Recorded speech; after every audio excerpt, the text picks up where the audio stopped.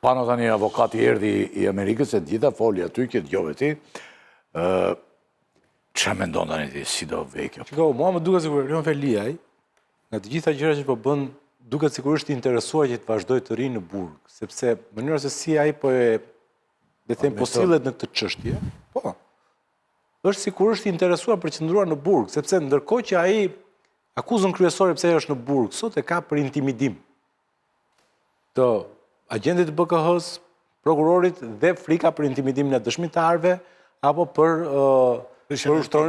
prishjen e provave. Çfarë bën Erion Veliaj? Gjatë gjithë kësaj kohe e intensifikon intimidimin deri në nivel personal. Derisa i thot prokurorit në status publik të shohësh ti çfarë do të bëj unë. Më kupton, unë se kuptoj çfarë mund të bëj Erion Veliaj. Nëse do të ishte dikush tjetër i cili nuk ka pushtet, kjo gjë mund të ishte kaluar thjesht për retorik, nuk e di, nervash, emocionesh etj. Por ai është një njeri me pushtet. Gjyqtari patjetër që duhet ta marrë parasysh këtë gjë. E ka intimiduar publikisht. E dyta, Erion Veliaj është sot në gjyq për vjedhje, zotëri. Çfarë bën? Shkon dhe merr një ndër avokatët më të shtrenjtë në Amerikë. Korrupsion dhe pasim parash, po. Bravo. Miqten, po i vllai ka Dhe ti merr një ndër avokatët më të shtrenjtë të Amerikës. Vllai jot që është pasuruar kur ti ke qenë kryetari bashkie. Sa atëherë u pasurua vllai. Dhe është i lidhur tek çështja e këtij. Dhe vllai, dhe çfarë bën? Në tim. Po është në tim, është i lidhur, aty është person i lidhur. Dhe çfarë bën? Ky është akuzuar për vjedhje, shkon dhe merr një ndër avokatët më të shtrenjtë të New Yorkut. Tani, ndër më të shtrenjtë është $10,000 ora, ylli. $10,000 ora. Në një orë merr $10,000. Ti e kupton tani për çfarë bëhet fjalë këtu? Dhe ky e bën, pra duket sikur ky po lufton që ti mbushi. Duhet parë ajo ora mos është më e shtrenjtë kur është në burg. Ore, më fal. Jo, në fakt kjo si studio ligjore ka qenë gjithmonë ndjes që të ndërpres. Kjo është për pjesë e padive edhe madje për shuma më të fryra që i ka faturuar klientët e saj. Po, sepse është ndër më të shtrenjtë. Ka shumë çështje ligjore që për një çështje të vetme, vetëm për të kundërshtuar një masë në gjykat, e cila ka qenë vetëm 2 ditë punë, është faturuar kompania në vlerën $2 milion dhe ata kanë bërë më pas pa di për të rrëzuar vlerën e faturës që kjo studio ligjore po flasim, imagjinoni çfarë shifrash po flasim. Tani ti je i akuzuar, ti je një funksionar publik i akuzuar për korrupsion dhe shkon merr një ndër studiot më të shtrenjta të New Yorkut. Kjo, për mendimin tim, nuk ka gjyqtar që i mbyll syt para kësaj. Nuk ka gjyqtar sepse nuk i mbyll dot syt përpara këtyre dy fakteve. E i ka rënë bomba tani. Treta, po flasim për Erion Veliaj, zotëri. Shiko, Erion Veliaj akuzohet, inceneratori, 135 milion euro. Ndrageta, 180 milion euro. PSD-ja, 30 milion euro. Pastrimi i produkteve penale dhe hetimi pasuror është çështje që përfshin rreth 150 milion euro aty brenda. Teatri, 120 milion euro.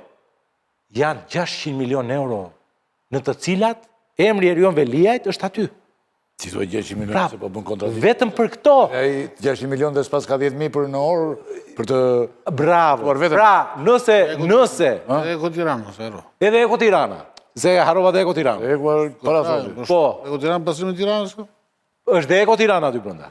Pra, këtu po flasim për një person i cili ka qenë në historinë 30 vjeçare të demokracisë shqiptare, nuk ka pasur njeri më të korruptuar, më të akuzuar për korrupsion se sa Erion Veliaj. Të gjitha këto fakte gjyqtari ka parasysh. Çfarë tham tani? Kështu që unë nuk kam më të voglin dyshim që Erion Veliaj do të vazhdojë të mbetet aty dhe sado që ta ruajnë, sado që ta duan, sado që të mundohen ta mbrojnë, Erion Veliaj fatin e vet penal e ka të shkruar tashmë dhe do shkruaj aty ku takon.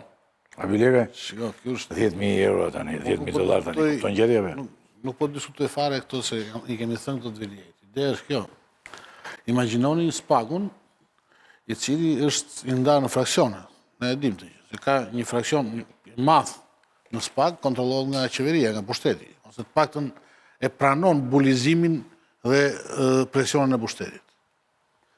Dhe një pjesë shumë e vogël, prokurorëve dhe në një gjyqtarëve të GJK-s, janë ata që më sfidojnë presionin nga pushteti. Nuk e pranojnë. Marrin vendimet, cilat janë vendimet cilat ne na habisin dhe i përshëndesim. Dhe vazhdimisht themi, çfarë ndodh me Spakun, kush e kontrollon? A e ka apo jo pushteti, a e ka Rama këtë apo jo? Jam pikërisht ky grup i vogël që është aq i vogël sa nuk mund të çojë përpara shumë çështje. Dhe ky grup i vogël tani, ku përfshihen 2-3 prokurorë dhe gjyqtarë, janë 2-3 gjyqtarë, gjendet përballë presioni sapo ndalon Erion Velier, arreston Erion Velierin, gjendet përballë presionit direkt të kryeministrit, publik. Imagjinoni se publik, flasim ne për njëri si Edi Rama, që të merr në telefon për një lajm dhe të lëshon gjithë baterinë e asaj që ka dhe ne e dim të gjë. Imagjinoni sa është presioni publik. Mbledhet grupi parlamentar i Partisë Socialiste. Bëhet një tjetër seancë gjyqi për Spakun. Pastaj marrin atë drejt rektorin e Universitetit Bujqësor. I bën një tjetër seancë gjyqi Spakut. Pastaj i bën një demonstratë atje dhe nuk i çojnë policinë dhe i lën prokurorin e duar protestuesve që nuk dilte dot shkonte në shtëpi. Dhe drejtoria e burgjeve nuk e pyet fare Spakun se kë do të takojë njëri që është në paraburgim, që është detyruar ta pyes. Si s'ndodh me Ilir Metën për shembull, që nuk e lejon të takojë njerëz. Drejtoria e burgjeve është e detyruar të marrë leje nga Spaku, ku lejon një avokat, sigurisht, se është paraburgim ai. Është akoma leje të merresh nga Spaku, nuk nga drejtoria e burgjeve.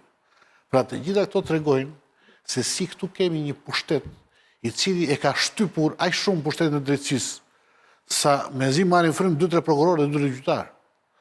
Dhe përveç kësaj, kur e shohin gjithë të presion, ai u bën presion publik andaj.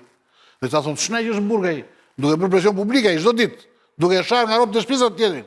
Ç'na thonë këta që është në burg. Imagjino pastaj ç'bën dëshmitarëve. Kanë nxjerrë Ora News para 2 ditësh një bisedë të Bushkës me Llagamin, deputetës me kryetarin e KLG-s. Për i senator, thosh, kush është gjyqtar aty i radhës? Kush dëshuar se po na vitojnë të senatorëve, dhe ajo jep të emrat e kush gjyqtarëve dëshuar. E kupton çfarë bëj, çfarë ndikimi mbi drejtësi kanë këta? Atë shohim ne, është maja e icebergut.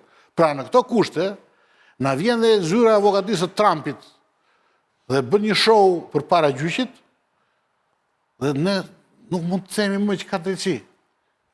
Niveli i padrejtësisë bëhet aq i madh se këta gjyqtarë dhe prokuror janë heronj nëse japin drejtësi. Qartë.